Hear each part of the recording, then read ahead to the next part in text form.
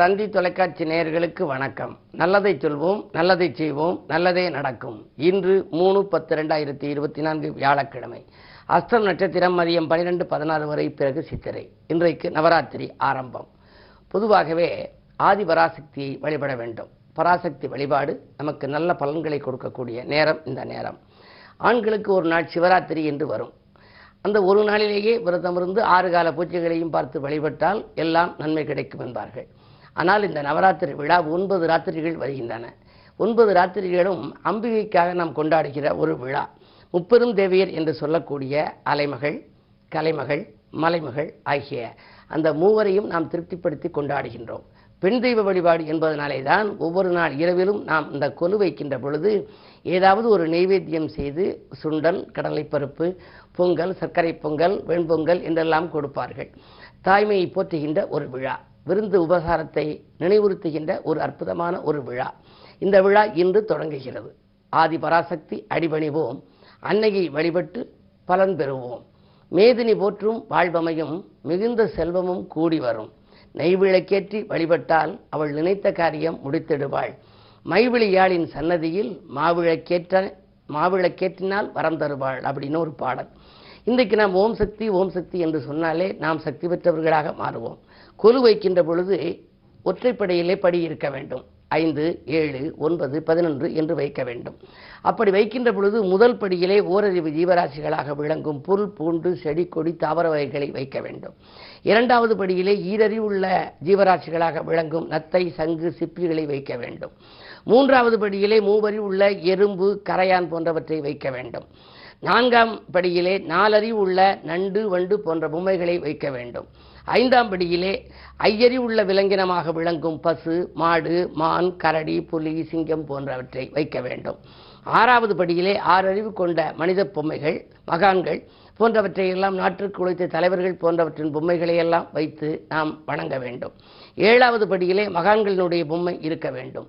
8வது படியிலே என்ன வைக்க வேண்டும் என்றால் தேவர்கள், தெய்வங்கள், அந்த நவகிரகத்தினுடைய பொம்மைகளை எல்லாம் வைக்கலாம். 9வது படியிலே தான் பிரம்மா, விஷ்ணு, சிவனையும் வைக்க வேண்டும். அந்த மும்மூர்த்திகளுக்குரிய மனைவிகளாக, துணைவிகளாக விளங்கும் சரஸ்வதி, இலக்குமி, துர்க்கையை வைக்க வேண்டும்.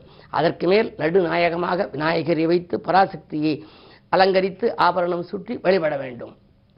இப்படி வழிபடுவதன் மூலமாக நமக்கு வாழ்க்கையில் எல்லா விதமான வளங்களும் நலங்களும் கிடைக்கும். அப்படிப்பட்ட நவராத்திரி இன்று ஆரம்பம். கோலாகலமான இந்த நவராத்திரி விழாவை கொண்டாடி தந்தி தொலைக்காட்சி நேயர்கள் அத்தனை பேரும் நல்ல பலன் பெற எனது இதயம் கனிந்த வாழ்த்துக்கள். இனி இன்றைய ராசி பலன்களை இப்பொழுது உங்களுக்கு வழங்கப் போகின்றேன். மேசராசி நேயர்களே, உங்களுக்கெல்லாம் இன்று ஆலய வழிபாட்டிலே அக்கறை காட்டுகின்ற நாள். இன்று அனுசரித்து செல்வதன் மூலம் உங்களுக்கு ஆதாயம் கிடைக்கும். விரையாதிபதி 2இல் இருக்கின்றார். அருகில் இருப்பவர்களை கொஞ்சம் அனுசரித்துக் கொள்ளுங்கள். விரயங்கள் கூடுதலாகத்தான் இருக்கும். வாக்கு, தனம், குடும்பம் என்கின்ற இடத்திலே விரையாதிபதி வியாழன் இருப்பதனாலே கொடுத்த வாக்கை ஒரு சில சமயங்களில் உங்களால் காப்பாற்ற இயலாது. எனவே யாருக்கேனும் வாக்கு கொடுத்தால் கொஞ்சம் யோசித்து கொடுப்பது நல்லது. வருமானம் ஓரளவு திருப்திகரமாக இருந்தாலும் விரயங்களே இன்று உங்களுக்கு கூடுதலாக இருக்கும். ரிஷபராசி நேயர்களே, உங்களுக்கெல்லாம் பண நெருக்கடி அதிகரிக்கின்ற நாள். பக்கபலமாக இருக்கும் நண்பர்கள் சிக்கல்கள் தீர வழிகாட்டினாலும் கூட திருப்தியாக இருக்காது. மன நிம்மதி குறைவாகவே இருக்கும். அதிகார பதவியில் உள்ளவர்களை நீங்கள் பகைத்துக் கொள்ள வேண்டாம். 2இலே செவ்வாய் இருப்பதால் உங்களுக்கு கொஞ்சம் முன்கோபம் அதிகமாக இன்று வரலாம். கோபத்தின் காரணமாக பல நல்ல வாய்ப்புகளை கூட இழக்க நேரிடும். கவனம் தேவை. மிதுன ராசி நேயர்களே, உங்களுக்கெல்லாம் வீண் விரயங்களாக விழிப்புணர்ச்சியுடன் செயல்பட வேண்டிய நாள். வீடு வாங்க விற்க எடுத்த முயற்சிகளிலே வெற்றி கிடைக்கலாம். ஆடம்பர பொருட்களையும் வாங்கி சேமிப்பீர்கள். உங்களுடைய ராசியிலேயே செவ்வாய் இருக்கின்றார். லாபாதிபதி இருப்பது மட்டுமல்ல, 6க்கு அதிபதியும் இருப்பதனாலே உத்தியோகத்திலே ஒரு நல்ல மாற்றங்களை எதிர்பார்த்து காத்திருப்பவர்களுக்கு வரும் மாற்றம் நல்ல மாற்றமாகவே அமையலாம். தைரியமும் தன்னம்பிக்கையும் இன்று உங்களுக்கு கை கொடுக்கும். கடகராசி நேயர்களே, உங்களுக்கெல்லாம் லாபஸ்தானத்திலே குரு இருக்கின்றார். பொருளாதாரம் திருப்திகரமாக இருக்கும். ஆனால் வந்தவுடனேயே செலவாகலாம். 12இலே செவ்வாய் இருப்பதனாலே உடன்பிறப்புகளின் இல்ல திருமணங்கள் அல்லது உடன்பிறப்புகளுக்கு தொழிலுக்காக ஏதேனும் ஒரு தொகையை கொடுத்து அதன் மூலமாக உங்களுக்கு கொஞ்சம் மனக்கசப்புகள் கூட வரலாம். ராகு 9இலே இருக்கின்றார். பூர்வ புண்ணியத்தின் வலிமை உங்களுக்கு கொஞ்சம் குறைவாகவே இப்பொழுது இருக்கிறது. எனவே இன்று பூர்வீக சொத்து தகராறுகள் கொஞ்சம் மேலோங்கலாம். பஞ்சாயத்துக்கள் சாதகமாக இருக்குமா என்பது சந்தேகம்தான். இன்றைக்கு நீங்கள் கொஞ்சம் யோசித்து செயல்படுவதே நல்லது. சிம்மராசி நேயர்களே, உங்களுக்கெல்லாம் இன்றைக்கு சிகரம் போல் உயர சிரத்தை எடுத்துக் கொள்கின்ற நாள். உங்களுடைய ராசிநாதன் 2ல் இருக்கிறார். தனஸ்தானம் வலுவடைகிறது. தனவரவு திருப்திகரமாக இருக்கும். வாக்கு, தனம், குடும்பம் ஆகியவற்றை குறிக்கும் 2ஆம் இடத்திலே உங்கள் ராசிநாதன் சூரியன் புதனோடு இணைந்திருக்கிறார். தனாதிபதியோடு இணைந்திருக்கின்ற பொழுது பொருளாதார பற்றாக்குறை அகலும்.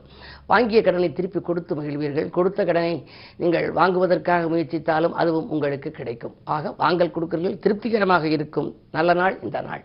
அது மட்டுமல்ல, கேது 2ல் இருப்பதனாலே ஆன்மீக நாட்டம் உங்களுக்கு அதிகரிக்கலாம். பயணங்கள் பலன் தருவதாக அமையும். உத்தியோகத்தை பொறுத்தவரை மேலதிகாரிகள் உங்களுக்கு இணக்கமாக நடந்து கொள்வார்கள். கன்னிராசி நேயர்களே, உங்களுக்கெல்லாம் ஜென்மத்திலே கேது, 7லே ராகு, உங்கள் ராசியிலேயே சந்திரன். லாபாதிபதி இருப்பதனாலே உங்களுக்கு கரைந்த சேமிப்புகளை ஈடுகட்டுவதற்காக ஒரு புதிய வாய்ப்புகள் இன்று வரலாம். காரிய வெற்றிக்கு நண்பர்கள் கை கொடுத்து உதவுவார்கள். திட்டமிட்ட காரியங்களை சிறப்பாக செய்து முடிப்பீர்கள். வியாபாரத்திலே கணிசமான லாபம் கைகளிலே புரளப் போகிறது. 10லே செவ்வாய் இருப்பதால் புதிய தொழில் தொடங்கும் திட்டங்கள் கூட ஒரு சிலருக்கு நிறைவேறலாம்.